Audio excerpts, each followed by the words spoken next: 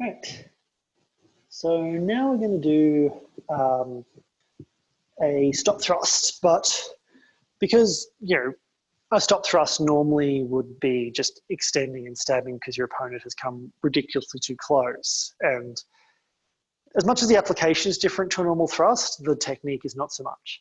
We're going to look at a really, really cool stop thrust, and this is the understop thrust. So the idea is that I defend myself not just by thrusting and taking my opponent out, but by getting low. So if you've got someone who likes to charge in, this is, this is a really, really good technique to do. It is a bit hard on the knees, so I will apologise for that. If you struggled with the squatting exercise from before, I'd suggest one of two things. One is like if you feel like you can't do it, you don't just watch and enjoy and kind of imagine how you might counter it as well, because even if you can't practice something, watching and learning about it is really, really good for you to learn how to counter it. The other is grab onto something. So if you've got, alternatively, like grab onto something, like say if you've got a chair or a bench or something, and just lower yourself down as you do it. Because yeah, this is a bit hard on the knees as well. So the idea is I've got someone coming in, they're coming in very aggressively, swinging high, which does happen if a person is filled with rage. Or I actually had one student who refused to attack the knife hand because I told him it was the easy and effective tactic, and he decided it was for noobs and didn't want to do it. So all I do is I extend, I lean over to put my hand on the ground, and I kick my back foot out back. So my back foot is really all the way out, and I'm leaning forward and thrusting up, usually for the belly. And yeah, I have got this to work in bouting. It works very, very well if you have a very aggressive opponent. But it's also not too bad if you've got opponents a bit more tentative, because you're getting low, and so long as you can keep coming at them, you can actually use it as a way of deterring them to get them to freeze and then direct their leg. So, do that again. I drop whilst leaning down and put my hand out. I slip my back foot out and I just lean to the side. And then I pull myself up because I'm ridiculously out of shape, having not left the house in about 5 months. All right, so let's practice. I'll show you that again from the front. Extending, dropping out, and putting my hand on the ground. So I'm stabilizing myself, going low. So let's try that a few times. Again, if you want to sit this one out because of your knees, you're more than welcome to. Alternatively, if you want to stabilize yourself on something, like hold on to something as you're doing it, that's more than fine. And if you want to try like one or two, holding on to something if you're not sure, it's better to be safe than sorry. So let's begin. All right. So understop thrust. And back. I might just call thrust because that's a bit quicker. And thrust. And back. Thrust. And back. Thrust. And back. Thrust. And back. Thrust. And back. Thrust. And back. And once more for luck. Thrust. And back. All right. So, yeah, that's the understop thrust. Are there any questions? So,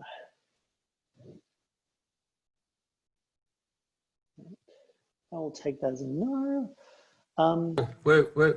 Is that stop thrust like that? Is it called passo di sotto? Yes. Yeah, passo di sotto. But you keep on line. You don't go off line to the outside when you do it, do you? I tend to, because I bend inwards a lot, but I don't know if that's because that's a well, I mean, that is a viable way to do it, but I mostly do that because I don't have the core strength to keep leaning forward. With the Italians, with passo di sotto, they tended to lean a lot more forward because in Italian fencing, something I learned recently, you don't. One of the big difference between Italian and Italian-inspired saber stuff and British and French, and I think also German, basically like Northern European and Mediterranean saber, is in the northern stuff, when you lunge, you stay relatively upright. I mean, obviously I'm not like perfect upright, so I actually have to pull back, but you know, I'm not leaning forward at all. In the Italian systems, you pull back and you lean really far forward.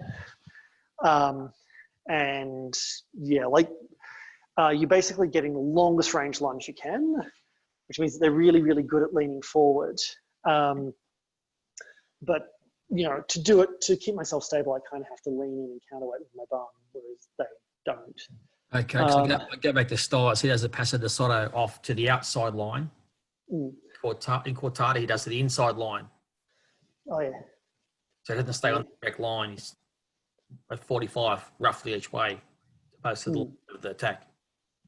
Yeah, well, it's because Styles, like, doesn't he basically assume that if someone's attacking you with any kind of melee weapon, they will be charging? Yeah.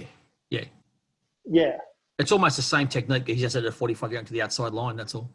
As in like he's pivoting on his feet. Yeah, he pivots on the front foot, drops the back leg out at 45 degrees, and then so he's offline. Yeah, it's so the way Hutton describes it, and he's the only one who goes into explicit technical detail that I know of. He describes it as linear because he expects it to be the same motion as with a saber. Right. Where you've got so much more range even that someone charging you is going to have died by the time they can knock you over. But in Steyer's defense, there was one time where I did this to someone who just basically came in very, very aggressively. And they came in and they basically just like their attack missed. They got stabbed in the stomach and then they ran into me and we both fell over. So yeah, I think so. Probably with a knife, Steyer's method of pivoting would work a little bit better. The way it's done. Yeah. The other thing as well, I suspect Steyer's is benefiting from because he was in the 50s, wasn't he? I think his Second World War. Yeah, his Second World War from Biddle, yeah. Yeah. But he's benefiting from at that point probably about 5 or 6 decades of experience, and particularly the experience of World War One, where World War One actually had a lot of knife fighting. And also World War Two, and depending on what possibly some of the wars from the interwar period that still have a number of wars in it. So you're staying definitely in the period of Hutton. Well, in the period of Hutton, because Hutton's writing 1880s, 1890s, most Dagger stuff is done primarily in the fencing room. Like most of their experience comes from going, okay, well, we've got a fencing safe mock-up of this weapon. We've got a swordsmith to make one that's flexible enough that we can start at speed with. Let's take our saber and our foil and epee experience, and also let's take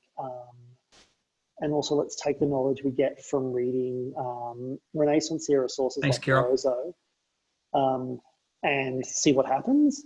But it's not. They don't have any experience of it being used in Life or Death. And as much as I think that whereas Steyer's, he's writing after there's been a few decades of people actually doing this stuff. He's another line, yeah. So further along. Thank you for that. Yeah. Cool. I'll just check. Any other questions or comments? We'll get some stuff in chat.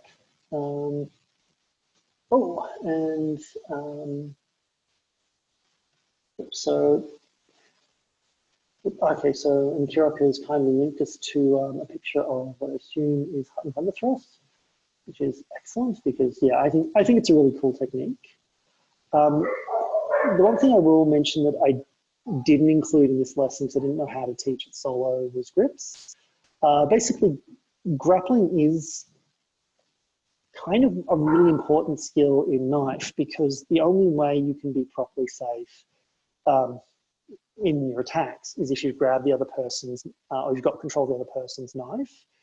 And that's why, like, you see medieval systems, you know, they have often knife in like an underhand grip, and it's very, very wrestling. You know, there's tentative attacks, and you're trying to sort of grab the other person's knife hand and come in.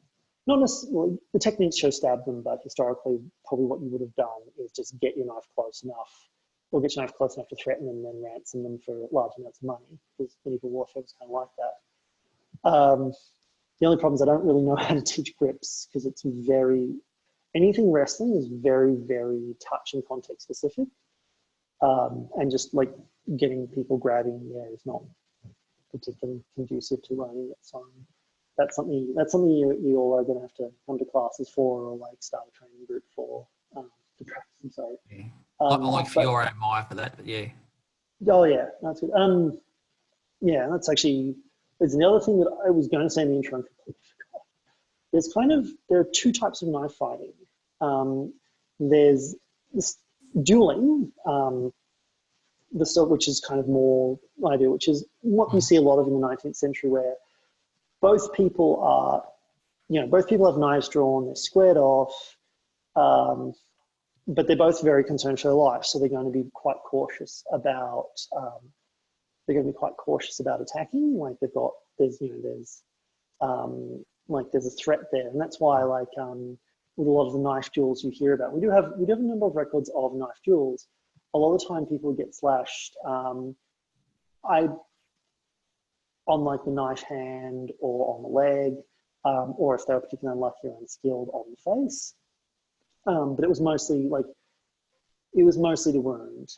And actually in the case particularly of Greek knife fighting, it was done until there was a wound that would be visible, because the goal was not just to draw blood and to kind of get that aggression out, but it was also to kind of humiliate your opponent. So, you know, when you went back to town, everyone would see who had like a mark on it and who lost. But death was relatively rare, which is actually true from a lot of dueling traditions. Is death is relatively rare. It's usually to first blood, not necessarily by design, but just because that's the way the social customs kind of roll. But the other type of knife fighting is, you know, sort of street fight, battlefield, kind of combative knife fighting, where initially, like in the medieval period, there's a big emphasis on wrestling.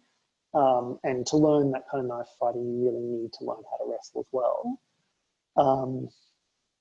You know, where your goal is basically to get control of the other person's knife, to grab their knife hand and control it, and then stab them multiple times, because a single knife wound won't necessarily. It's actually quite rare that a single knife wound will stop someone. I think it's Fairbairn who says that basically the knife has a lot of killing power, but very, very little stopping power. Like you basically have to stab someone in the heart to kill them instantly. Otherwise, they just won't. They just won't die. Oh, like they will die, but it'll take a little while. And in that time, you see them on YouTube, on some of the street fights on YouTube and knife attacks. It's there's guys getting stabbed in the chest. They still take several seconds to fall. Yeah. Oh yeah. No, that's Yeah. No, I actually went. I watched a playlist of those for a bit, and I got about 5 videos in before I'm like, right. I can't handle watching people die anymore. Like it's, it just got a bit much. But yeah, no, you do see that, and that's a comment that anyone who's got the stomach to watch a lot of those videos has said is people do last for a bit.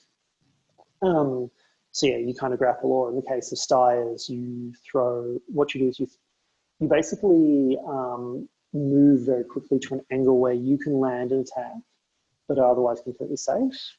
So you move offline.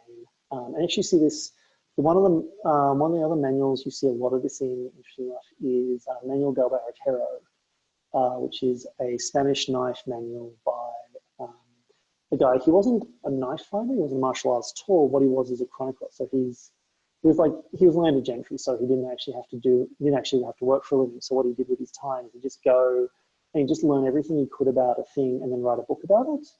And he's got a bunch of books, but the one that's kind of relevant to us, he wrote one on like this kind of, working class knife dueling tradition from Spain. And they do a lot of that where, they try and move to, like if your knife is in your right hand, they will try and move to your left side to be as far away from your knife as possible while still being able to hit you. And it's a very, very agile system of fighting. You have to basically leap around your opponent, which is quite full on. But yeah, it's that's the other thing you kind of see in sort of like the battlefield. Is street fighting knife is basically trying to, there's not actually much knife hand sparring, not necessarily because it's not a useful tactic, but because they're looking for kind of either very quick kills or good control. And my recommendation, I guess, having done a bit of all the knife types, is if you want to get good for like the self-defensive battlefield knife type fighting, you need to get good at dueling with the knife. So you've got that knife control skill when it attacks down and that control of distance. And you also want to get really, really good at wrestling. You want to be able to wrestle so you can control your opponent. There's actually the other night, my eldest stepdaughter wanted to learn some knife stuff, and then we end up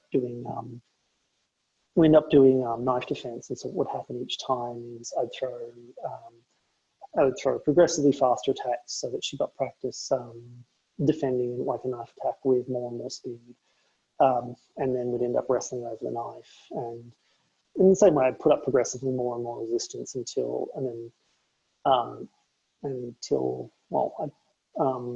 I put up enough that she decided to employ her wrestling skills and slam me into the ground.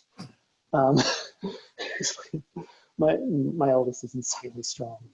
Yeah, basically. I don't want to hold you up because everyone's just getting. Sorry, I don't mean to be taking your time. You want to keep going, and then I can come back and talk later on. Yeah, well, it's actually. I think we're probably finishing point 4, the actual lesson. But usually, what we do from here is we just sort of hang around and chat. So I might leave it there and stop recording. But certainly, anyone who's still around is welcome to unmute themselves, and we'll have a bit of a chat. And anyone who is watching this recording, I hope you enjoyed it, and hopefully you'll be able to check out the Old Sword Club, watch our other sessions, and hey Tim, check out my knife. Good enough. Sorry. So what's your? Can you see this? Good trowel. Yep, that was the best thing I could find. That is pretty awesome. Because it's quite wide. So with the thing about the grip, I don't know, it's pretty round. Yeah. But at least it has a handle and a stabby bit. That is very, very cool. Anyway, I have to go, but thanks, Tim. That was great. Oh, no problem. I'm glad you enjoyed it. Yeah, thanks.